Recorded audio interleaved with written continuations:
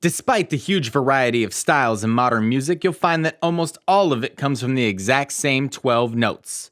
Today, we're going to look at the math, science, and history for the reasons why this 12-tone chromatic scale dominates popular music across the world.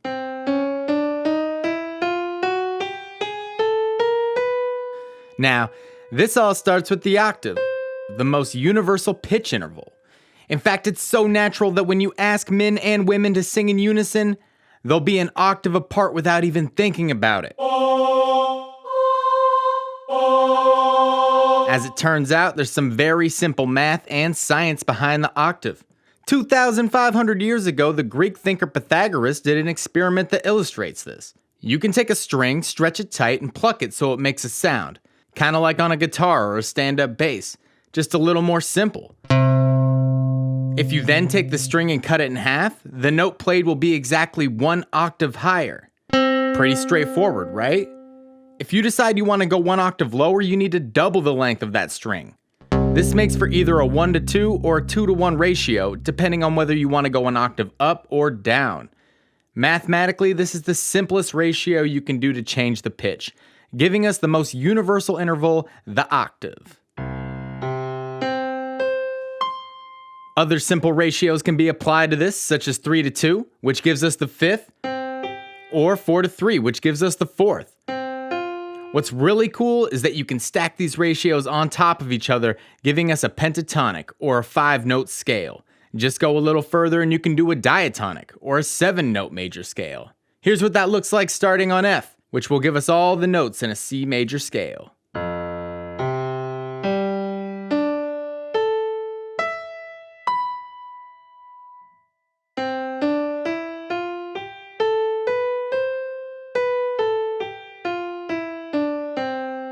This 7-note major scale was accepted by many European composers by the end of the Middle Ages, but it was still pretty limited.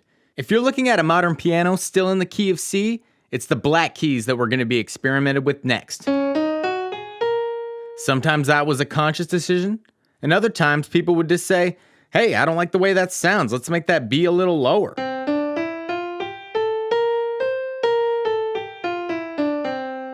There were sometimes weird religious reasons for note intervals and frequencies. For the most part, the black keys showed up in a piece and it took a while for it to become standard. During the whole process, humans across the world experimented with different octave subdivisions. Different cultures and different people came up with divisions that could be 5, 17, 24, or even 43 notes per octave. Many of these are still used across the world today, which brings me to my next point. Why do we hear the 12-tone system so much today if only the octave is universal? Well, there's 2 main reasons that each only partially answer the question. First, this could be a legacy of Western colonialism and imperialism. Just as the Western powers spread across the globe, so did their technologies, ideas, and culture. In Japan today, I guarantee there's some kid out there at a Disney resort wearing blue jeans, sipping on a Coke, and listening to Kanye West. If you're bombarded with music that uses the same 12 notes, you're probably going to get used to it after a while.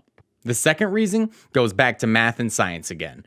Remember how we built that 7-note scale with the 3:2 ratio? If you continue that 5 more times, you'll end up back at the original note you started on, just 7 octaves higher at that point.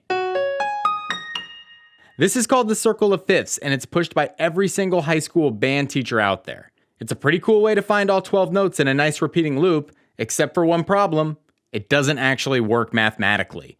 If you use a perfect 3:2 ratio, you'll end up being slightly higher or sharp when you complete the cycle. For this reason, we have to artificially adjust the notes so they fall out of the perfect ratios with what's called the equally tempered scale. Without this innovation, most instruments would be confined to either just playing in one key or sounding really out of tune. So to summarize, why do we have the 12-tone chromatic scale?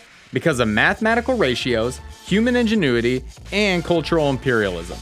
Finally, it's just the way people have been doing things, and tradition can be hard to break.